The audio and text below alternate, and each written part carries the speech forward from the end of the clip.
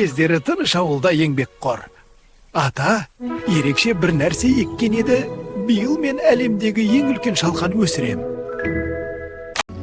Енді жинайтын уақыт келді. О, мына орасында да батыр шалқан екен. Қатты дауыстап жатқан кім? Мынаны шығару үшін сенің көмегің керек.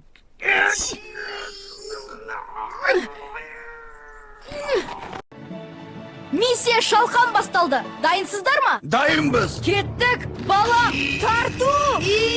Хоп! Тағы да. Ғаф. Көмектесін. Тартамыз. Тағы бір рет пе? Ғаф. Тартамыз. Сіз ештеңе шықпайды.